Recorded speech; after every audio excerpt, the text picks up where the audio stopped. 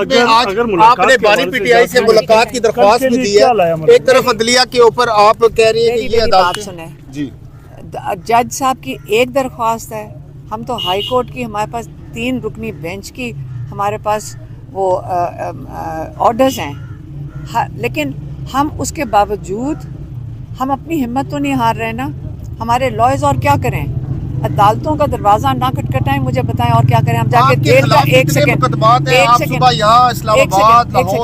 مجھے صرف بتائیں کیا ہم کریں اگر یہ اجازت نہیں دیتے، کیونکہ ججز تو اجازت دے دیں اور ججز کا احکامات نہیں مانے جا رہے، تو اللیگل کام پولیس والے کر رہے ہیں، اللیگل کام یہ حکومت کر رہی ہے.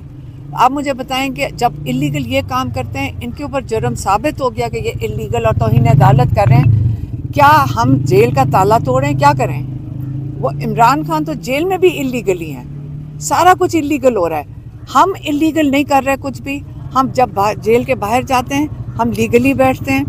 ہم کوئی کام ایسا نہیں کرتے کہ جہاں پہ پاکستان کا قانون کی خلاف ورزی ہوئے. علیمہ آپا آپ یہ بتائیں کہ آپ تینوں بہنوں کے اوپر یہ الزام لگایا جا رہا ہے حکومت کی جانب سے کہ آپ بھارتی اور افغان چینلز پہ بیٹھ کے بات چیت کرتی ہیں. میں افغانستان کی تو نہیں چینل کیا، انڈیا کے اوپر کیا تھا.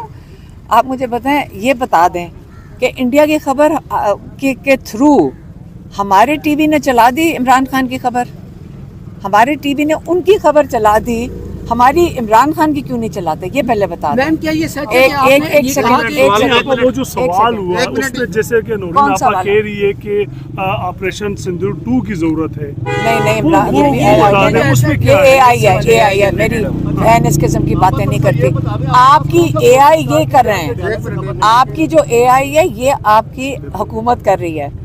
اگر ان کو آپ کے ان کے تعلقات کا پوچھنا ہے تو جا کر آپ پہلے بریکنگ نیوز یہ ہونی چاہیے. یہ تو آپ کو پتہ ہے کہ اے آئی ہے. عمران نوری نیازی نے یہ بات ہی نہیں کی.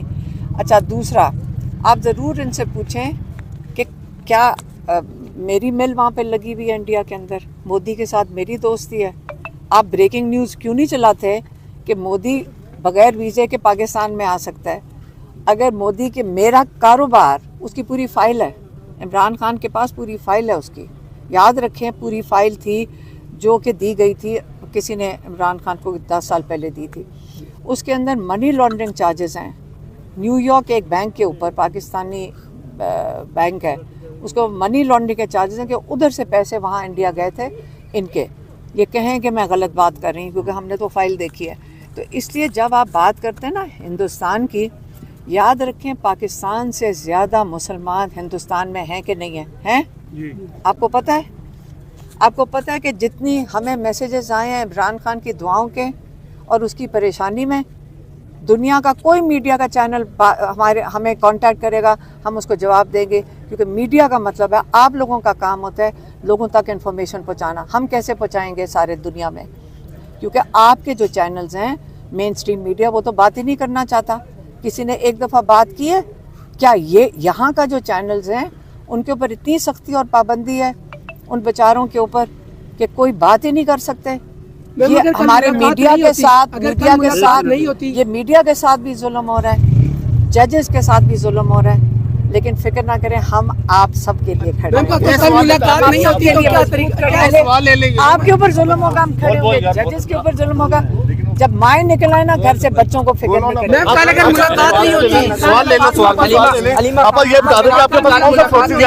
عمران خان صاحب سے تو آپ کے پاس کیا حل ہے کہ کل آپ دیں گے؟ میرے پاس کوئی حل نہیں. اگر آپ کے پاس کوئی تجویز ہے تو مجھے بتا دیں. دوسرا یہ بتا دیں آپ کے پاس کون سا سورسز ہیں؟ بچے ہیں، آپ مجھے بتائیں کیا کریں. ہم تو آپ کو پتہ ہے کہ پچھلے 9 مہینے سے 8 مہینے سے وہیں جا کے بیٹھے ہیں. ایک سیکنڈ مجھے بات ختم کرنے دیں. آپ مجھے بتا دیں کہ اگر آپ کے پاس کوئی تجویز ہے، کیونکہ جج کے احکامات کوئی نہیں مان رہا، پولیس والے کہتے ہیں ہم مجبور ہیں، پولیس والے کہتے ہیں ہم شرمندہ ہیں، جج مجبور ہیں، فوجی بچے ہمیں ملتے ہیں وہ کہتے ہیں ہم مجبور ہیں. تو پہلے مجھے بتائیں یہ ظلم جو پاکستانی ہمارے بچوں کے اوپر، پولیس والوں پہ، فوجی ہمارے جوانوں پہ جو ظلم ہم کر رہے ہیں، ہم نے آج تک کسی پہ نہیں کیا. اس لیے آپ کے پاس کوئی تجویز ہے یہ تو کہتے ہیں آپ صلح کر لیں، یہ کہہ رہے ہیں صلح کر لیں. کس کے ساتھ؟ میں نے تو نہیں صلح کرنی ہے نا. کس کے ساتھ؟ اچھا ایک سیکنڈ، کون صلح کس کے ساتھ؟ ایک سیکنڈ.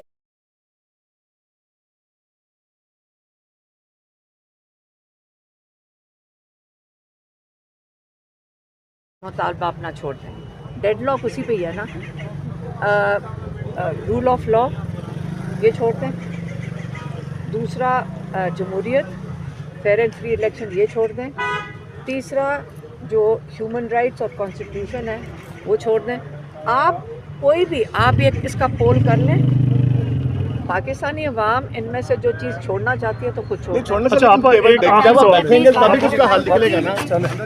جی آپ دیکھ سکتے ہیں اس ٹائم علیمہ خان صاحبہ جو ہے وہ ATC راول پنڈی کے باہر ابھی پہنچی ہیں. ابھی وہ یہاں سے اندر جا رہی ہیں. اس کے بعد جو کیس ہوگا اس کے بعد آئیں گی تو آپ سے جو بھی ڈیولپمنٹ ہوگی آپ کو بتائیں گے. اگر میرے سے غلطی ہو گئی ہو، لیکن میں نے یہ سنا تھا اگر جج صاحب نے یہ اکاؤنٹ بند نہیں کیے تھے تو کیسے بند ہو گئے؟ یہ پہلے آپ یہ سمجھیں کہ حالات کتنے کس نوعیت کے ہو گئے ہیں کہ یہ حکومت شوکت خانم اور نمل کے پیچھے پڑی ہوئی ہے.